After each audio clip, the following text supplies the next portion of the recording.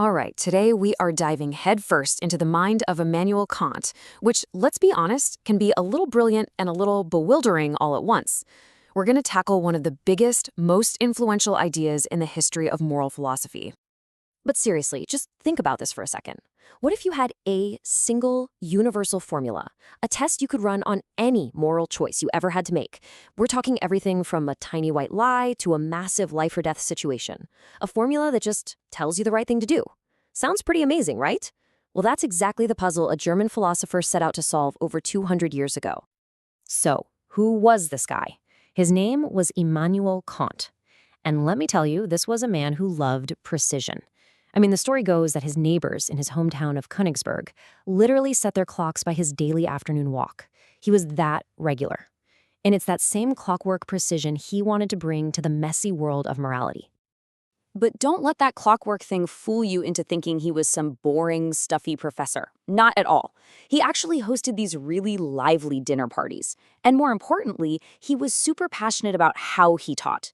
He didn't want to just feed his students philosophy. He wanted to teach them how to philosophize. You see the difference? It's all about empowering people to think for themselves. And that idea is absolutely central to his whole project. Okay, so if you're going to build a universal moral law from the ground up, you need a solid foundation, right? Kant started with this really fundamental question. What's the one thing in the entire world that is good, completely and totally on its own, with no strings attached? Think about it. Is it intelligence? Nope, you can be a brilliant criminal. Courage? You can be bravely evil. For Kant, there was only one possible answer: a good will. And this is where things start to get really interesting and maybe a little strange for us. For Kant, a good will isn't about the results. It's not about what your actions accomplish. Seriously, it doesn't matter if you try to help someone and accidentally make things worse. The only thing that gives an action moral worth is the intention behind it. Specifically, the intention to do your duty, just because it's your duty. That's it. Okay, that's a nice idea, but how do you know if your will is truly good? I mean, how can you be sure you're acting purely from duty and not because you want people to think you're a good person, right? Well, Kant's got a tool for that. He developed this, let's call it a moral stress test, and he called it the Categorical Imperative. So here it is, the first and most famous version of this test. Now, he uses this word maxim. Don't let it throw you. A maxim is just the personal rule behind your action. It's the why you're doing what you're doing. And Kant's big idea is this. Before you act, take your personal rule and ask yourself, could I honestly wish for this rule to become a universal law that everybody has to follow everywhere all the time? Let's make this real. Let's use Kant's own example. Say you're broke and you desperately need some cash. You think about asking a friend for a loan, promising to pay them back even though you know you can't. Okay, step one, what's your maxim? It's something like, when I'm in a tough spot, I'll make a false promise to get what I need. Step two, universalize it. Imagine a world where everyone lives by that rule. What happens? Well, pretty quickly, the whole idea of a promise becomes meaningless, right? Nobody would trust anyone. And here's the kicker. That means your own maxim couldn't even work. It self-destructs. Boom, it fails the test. Therefore, it's immoral. You know, this is what makes Kant's whole system so radical. See, most of the time when we talk about what we ought to do, we're talking about hypothetical imperatives. They're if-then statements. If you want to get in shape, then you ought to exercise. But the categorical imperative is totally different. It's categorical. It's unconditional. It doesn't say, tell the truth if you want to be trusted. It just says, tell the truth, period, end of story. It's a command that comes from reason itself, not from your desires. But wait, there's more. Kant didn't stop there. He actually gave us a second way to look at the categorical imperative. And this one feels a little more human, you know? It's less about pure abstract logic and more about how we treat each other. Basically, it boils down to this. Every rational person, and that includes you, has inherent, absolute worth, a kind of dignity. What this means is that you can never use another person simply as a tool, as a means to your own end. People are not objects. So, going back to our example, when you lie to your friend to get money, you're not treating them like a person, you're just using them as a human ATM. You're violating their dignity. Okay, so far, so good, right? Respect people, don't make self-contradictory rules. It sounds pretty solid.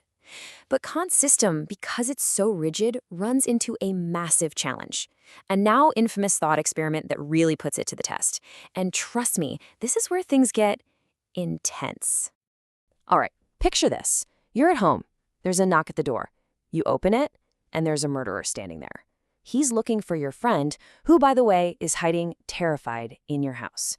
The murderer looks you right in the eye and asks, "Is your friend here?" So what do? I mean, every instinct in your body is screaming lie, right? Lying seems like the only heroic, decent thing to do. Telling the truth seems monstrous. But what does Kant's system demand from you in this moment? Get ready for it. Kant says you have to tell the truth. Yep, no exceptions. For him, the duty to be truthful is a perfect duty. It's absolute.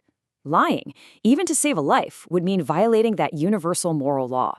His reasoning is that you are only responsible for the morality of your own action. You aren't responsible for what the murderer does with that information. It is a truly shocking answer, and philosophers have been arguing about it ever since. So why? Why on earth would Kant stick to his guns on such a horrifying scenario? It's because for him, the ultimate goal of morality isn't just about creating good outcomes. It's about something he saw as way more fundamental, our rational freedom. He called it autonomy. Now, when Kant talks about autonomy, he doesn't mean freedom to do whatever you want. That, for him, is just being a slave to your desires. No, true freedom is the ability to use your own reason to figure out what the moral law is, and then choosing to live by it. You see? You are the author of the moral law you obey. And that, for Kant, is the very source of our dignity as human beings. And you know what? This idea has had a massive impact on the world. I mean, huge. That concept that every single person has an inherent dignity, that people should always be treated as ends in themselves, that's the bedrock of our modern ideas about universal human rights. Kant essentially gave us the philosophical blueprint for why every single person deserves respect. This quote here really nails the empowering side of Kant's whole project. He's saying our dignity isn't handed down to us. It comes from inside us. It comes from our incredible capacity to be universal lawmakers while at the same time being subject to those very same laws we create. It's like we're all citizens and rulers in what he called a kingdom of ends. So that's where we're left. Kant offers us this incredibly consistent, rational, universal moral system. But it's also incredibly demanding. And sometimes the answers it gives just feel wrong in our guts. And that leaves us with a pretty big question to chew on. Is it better to have a difficult, unbending moral compass, or one that's flexible? Is a universal law that we have to wrestle with better than having no law at all? I don't have the answer. That's for you to think about.